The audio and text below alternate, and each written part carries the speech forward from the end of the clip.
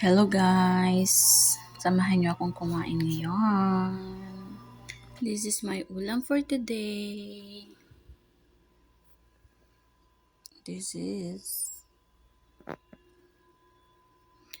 pang dessert, melon at saka watermelon. And then, vegetable, onion leaves, and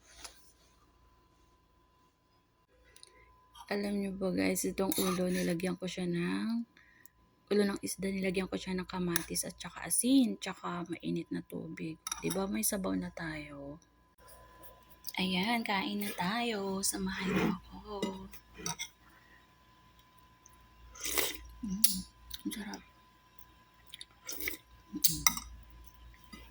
Sarap guys. Sobrang sarap.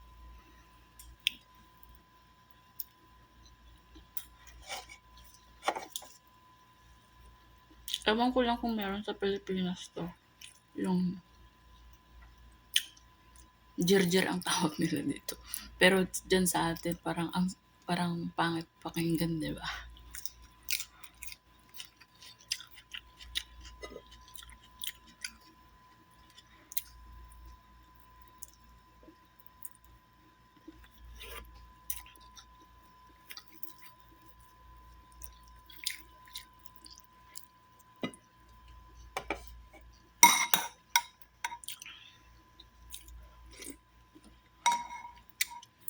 Mahilig kasi ako sa sabaw.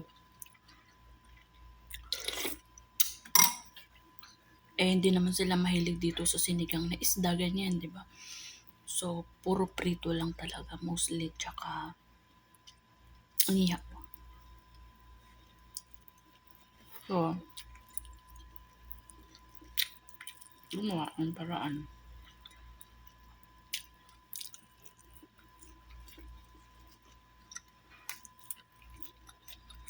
Sarap.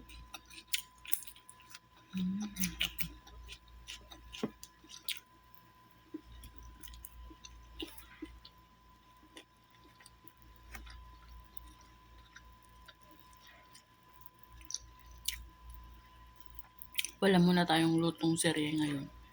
Kasi yung amo ko yung nagluluto ngayon. So, nakabakasyon siya ng halos mag-isang buwan na siyang hindi pumapasok. So, siya yung nagluluto. Pag walang pasok siya. Kaya wala muna tayong lutong ngayon.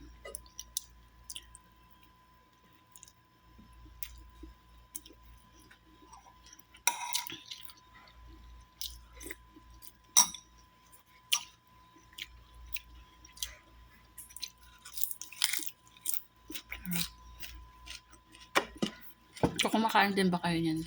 Ito, dahon ng sibuyas.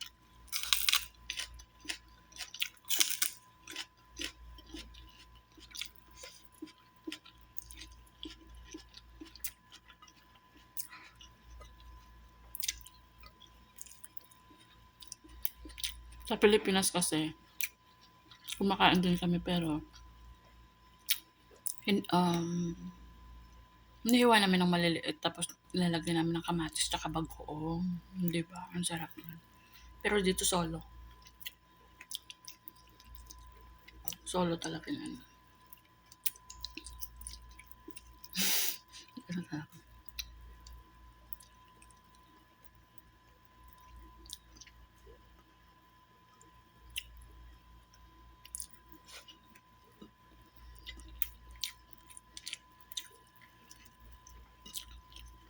Alam niyo ba guys, yung isda dito na malalaki, hindi siya masarap. Parang tabang. Parang. Pero yung maliliit, malasa. Yung parang tamban. Sa atin. Yung parang ginagawang sardinas yun. Sarap. Pero pag malalaki, parang walang lasa.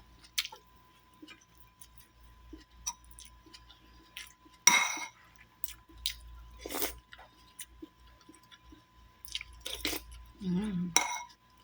Sarap.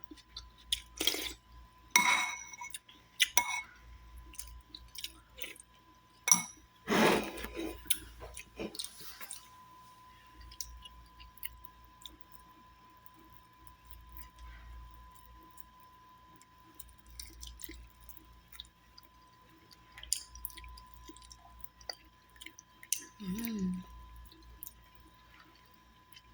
Yan.